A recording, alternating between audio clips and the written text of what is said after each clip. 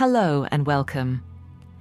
The idea behind this video is the observation that many people consume a lot of self-help literature and fail to put it into practice without even realizing it, whereupon they conclude that it does not work.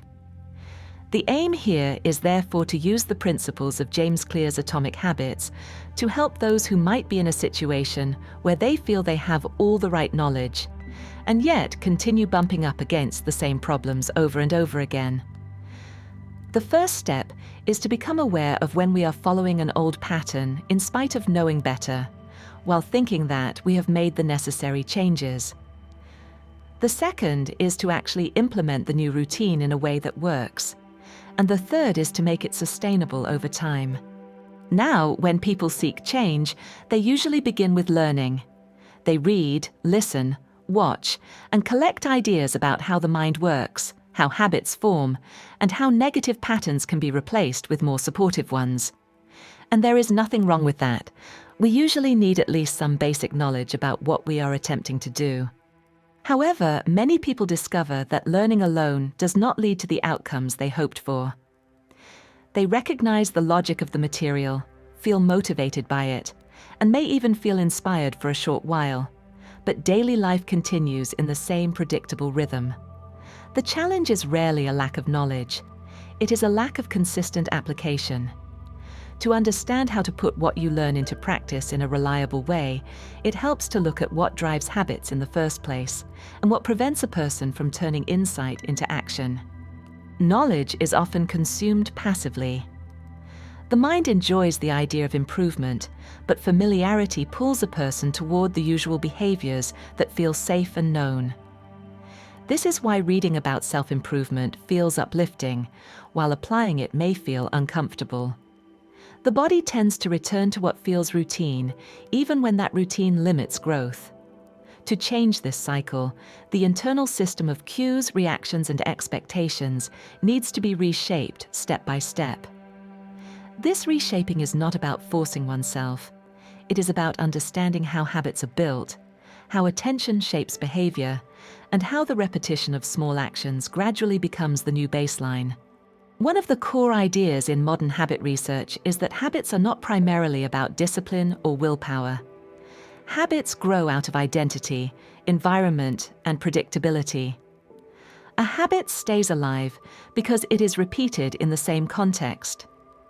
When you apply what you learn about presence, emotional regulation, intention, or personal growth, you are not only changing your actions, you are shifting a well-established internal pattern that once ran automatically.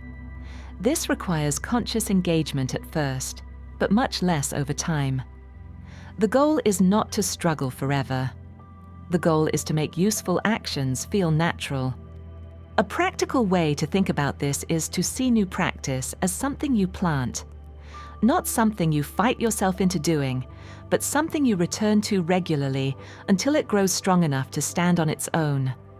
For many people, the reason self-improvement theories fail to translate into change is that the learned ideas stay in the abstract. They feel true, but they never reach the point where the body recognizes them as the new normal.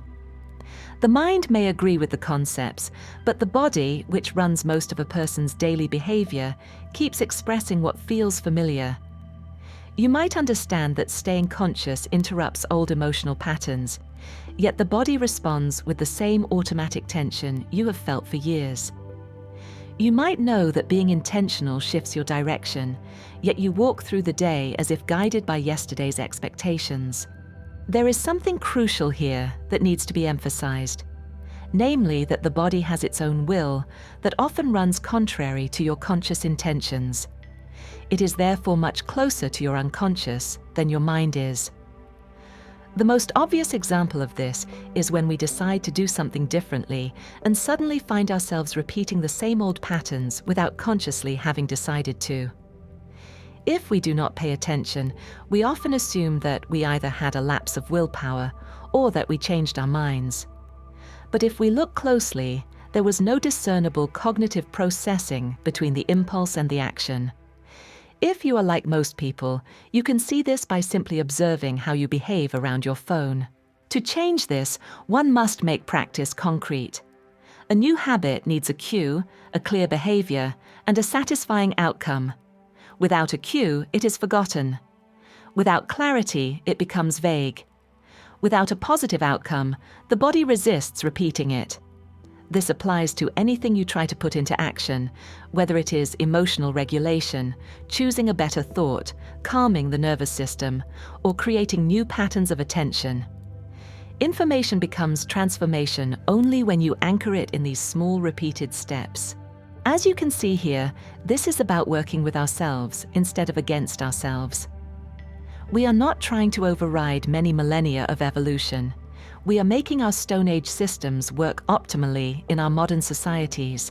When learning something meaningful, such as how to interrupt negative spirals or how to stay aware when emotional triggers appear, it helps to anchor the new behavior to something you already do without thinking. The mind remembers best when behaviors are connected rather than isolated. You can attach the practice to routine transitions you experience every day. For example, you can use the moment you reach for your phone, the moment you check the time, or the moment you walk into a different room as a cue to pause briefly and reconnect with the state you want to cultivate. These are ordinary moments that happen naturally, which makes them reliable entry points for the new behavior. You can also use emotional or physical signals as cues. If you tend to feel tension in your stomach when stress builds, you can treat that sensation as a reminder to breathe slowly for a few seconds. If you notice that you start thinking rapidly when you feel overwhelmed, you can use the first sign of racing thoughts as a prompt to slow down and observe instead of reacting. By linking the new practice to familiar rhythms and predictable signals, you shift the environment that shapes your habits. This is not just a matter of choosing to respond differently. It is a way of working with the brain's natural preference for repeated, recognizable cues so that the new behavior becomes easier to access each time. And you will be amazed how much effect these small changes have, and how often making them simply comes down to remembering. Repetition is essential, not dramatic effort, not bursts of motivation. Quiet, consistent repetition. The brain changes through repeated signals. The body learns through repeated emotional states. A person who wants to put new knowledge into practice must accept that change happens through many small moments, not one big breakthrough. These small moments are usually simple: a conscious breath when you feel overwhelmed, a few seconds of noticing your thoughts before reacting, choosing one healthier interpretation of a situation, or returning to your intention even when the day feels chaotic. Every repetition teaches your system what to expect next time. It is also important to make the new practice easy at the beginning. Many people attempt to change everything at once. They read a book, feel inspired, and try to rewrite their entire behavior in a single week. This usually collapses under its own weight. A habit that is too large becomes intimidating, and the brain naturally resists it. A more effective approach is to reduce the new practice to the smallest possible version. If you want to practice staying aware, begin with a few seconds at a time. If you want to implement what you learn about calming the mind, begin with a single intentional breath. If you want to apply new insights about breaking old patterns, begin by noticing one moment where the old pattern appears. When the action is small, resistance is low. When resistance is low, the repetition becomes easy. And when repetition becomes easy, the habit grows. You also support your new behavior by shaping the environment around it. Environment is more powerful than intention. If a person surrounds themselves with cues that support the new practice, the habit emerges naturally. If the surroundings pull them back into old routines, the new practice struggles. This is why people often succeed temporarily after reading a self-help book and then slip back into old patterns when life gets busy. Their environment remained unchanged. To truly apply what you learn, you need to adjust the context in which you live. This could mean one simple shift, such as placing a visual reminder where you see it often, creating a calmer physical space around your morning routine, or removing distractions that keep you from practicing what you know. Identity also plays a major role. Lasting change becomes possible when you stop viewing the practice as something separate from you and begin to see it as an expression of who you are becoming. Sometimes it is even an expression of who you already are, beneath the familiar personality that has been shaped by old habits. When the practice reflects a deeper version of yourself rather than a temporary experiment, it becomes easier to repeat. This is why the way you describe yourself matters. If you say to yourself that you are trying to be more aware, the behavior stays unstable, as if it depends on constant effort. If you instead relate to yourself as someone who lives with awareness, the behavior starts anchoring itself in your identity. Identity guides actions far more consistently than motivation ever will. Every time you make a supportive choice, even in a small way, you reinforce the version of yourself you want to grow into. A new identity does not need to be declared or forced. It forms gradually as your repeated actions accumulate. Over time, the choices you make shape how you see yourself, and how you see yourself begins to shape everything you do. Consistency grows when the practice becomes emotionally meaningful. A new habit stays alive when it feels rewarding. Emotional reward does not mean excitement. It means that the action feels aligned, calming, or supportive. When you practice something that genuinely helps you feel more stable, present, or capable, the body gradually stops resisting it. This is also where deeper internal work supports habit formation. When you learn how to shift your emotional state from stress to calm, the body begins to associate the new practice with relief. Relief is a strong motivator. The nervous system craves stability. When the new habit provides it, the habit becomes easier to repeat and eventually becomes automatic. Shifting from stress to calm begins with recognizing that stress is not only a mental reaction, but a physical state the body has rehearsed for years. When stress becomes familiar, the body treats it as its baseline and interprets calmness as unfamiliar, even unsafe. This is why vigilance can feel like control, even when it drains your energy. To interrupt this pattern, you bring attention to the first signs of tension, faster thoughts, tightened muscles, and shallow breathing, and consciously slow the body. When you breathe more steadily, relax your posture, or place your focus on one simple point, the nervous system receives a different signal. It starts to move away from the chemical rush of survival and toward a state that supports clarity and presence. At first, this shift may feel subtle, but with repetition, the body learns that calmness offers more real stability than stress ever did. The sense of control that comes from constant vigilance begins to fade because the body discovers that grounded awareness is more reliable. When calm becomes the place the nervous system recognizes as safe, the old loop of stress loses its appeal, and the new state is easier to maintain. Future orientation also plays a part. When you imagine a better experience for yourself and hold that image long enough for the body to feel it, the repetition of supporting actions becomes easier. The brain does not distinguish sharply between imagined experiences and real ones. When you mentally simulate a future in which your new practice is natural, the body begins adjusting. This internal rehearsal makes the external action feel more familiar, reducing resistance. It becomes easier to show up for the practice when you have already experienced it internally. One challenge many people face is the belief that they must feel motivated before they take action. In reality, motivation often appears after action, not before it. The first days of a new habit require the most effort. Once your body enters the behavior, the mind follows along. This is why creating an easy entry point is so helpful.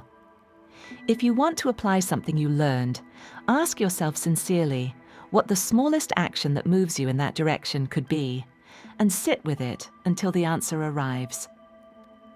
Begin with that, even if you do not feel ready. the feeling of readiness grows from doing, not from waiting. The next challenge we have already touched upon, and it is just as major as it is overlooked. We are talking about forgetting. Not forgetting the knowledge itself, but forgetting to apply it. The mind may fully understand the principle, but daily life distracts. Cues help with this. One way to remember a new practice is to pair it with something that will always happen. If you want to practice calm attention, you can associate it with the moment you wake up, the moment you touch a doorknob, or the moment you feel your chest tighten. When the cue is stable, the habit becomes stable. This is another one of those teachings that you may want to turn around in your mind a couple of times, because this is about intentionally turning your attention toward your direct experience. To consciously decide to use one or two things from your everyday life as cues, practice remembering the cues until it happens automatically, and notice what happens when you do. And it can begin as simply as taking one conscious breath before taking the first sip of your morning coffee. And if you do not drink coffee in the morning, you can do it any time of the day, with any kind of beverage. Reflection strengthens the process even more. At the end of each day, noticing whether you acted in alignment with what you learned helps encode the behavior. This is not about judgment. It is about awareness. When you observe the moments where you succeeded, you reinforce them. When you observe moments where you forgot, you learn from them. This daily reflection keeps your brain engaged with the new identity you are forming. Another important part of applying what you learn is directing attention. Attention shapes experience. When you intentionally pay attention to the new habit at the right moment, you reinforce it. If you allow your attention to drift unconsciously, the old pattern takes over. This is why the first step of a new practice is often simply noticing. Noticing when you are stressed. Noticing when you are about to react automatically. Noticing when you slip into old thoughts. Without noticing, nothing can change. With noticing, even a brief pause opens the door to a new action. Here, a brief parenthesis is in order. We have much more choice around our inner state than we generally have been led to believe. We can train our attention, just like we can train our willpower. But a higher technique is to simply allow the present moment to be what it is, while remaining aware of whatever is happening, and where the attention naturally goes when the mind does not try to interfere with it. However, awareness is crucial here. Otherwise, it is just regular absent-mindedness. It is also helpful to understand that the emotional state you carry into a habit influences whether it sticks. Stress makes it harder to learn and harder to repeat new behaviors. Calm and regulated states make learning more effective. When you center yourself even for a moment before practicing something new, the experience becomes smoother. This is why simple grounding practices, such as breathing slowly or relaxing the body, make habit formation easier. A calm system absorbs new patterns with less resistance. Purpose plays a quiet but crucial role as well. When you understand why the practice matters, it gains weight. When the habit is connected to a meaningful reason, the mind prioritizes it. Many people struggle to apply new knowledge because they treat it as optional. When the new practice becomes part of how you choose to live, the importance of it creates momentum. You no longer rely only on discipline. You rely on alignment. To sustain long-term change, it helps to make the habit part of a larger vision of your life. Not in a dramatic way, but in a grounded way. You recognize that each practice moves you one step closer to the person you want to be. You acknowledge that every repetition shapes your internal environment.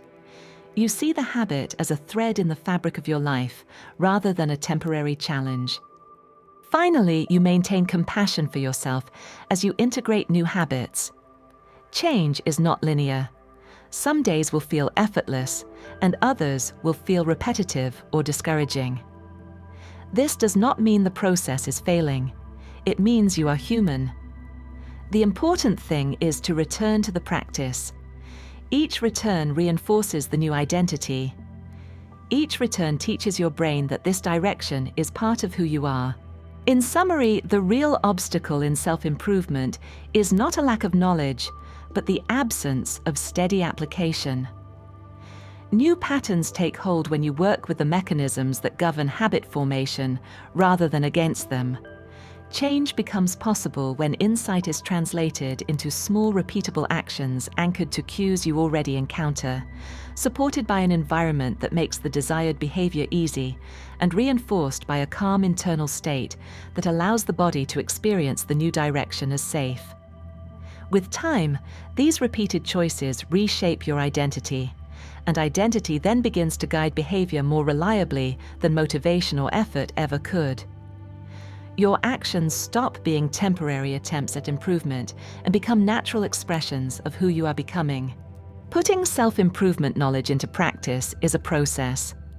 Learn the principle, reduce it to a small action, attach it to a cue, repeat it consistently, shape your environment to support it. Connect the action to your identity. Make the emotional experience of the habit meaningful. Imagine the future in which this habit is natural. Begin before you feel ready. Reflect daily. Meet resistance with patience. Guide your attention. Create a calm internal state. Remember your purpose and return to the practice whenever you drift. Finally, if you have been following what has been said in the video, you may have noticed a common theme. To give yourself the best chance of putting knowledge into practice, you need to bring your attention back to your immediate experience and build a more conscious relationship with yourself.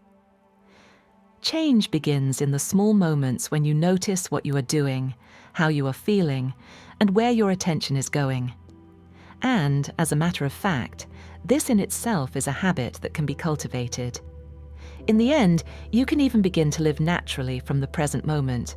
And when you do, everything shifts.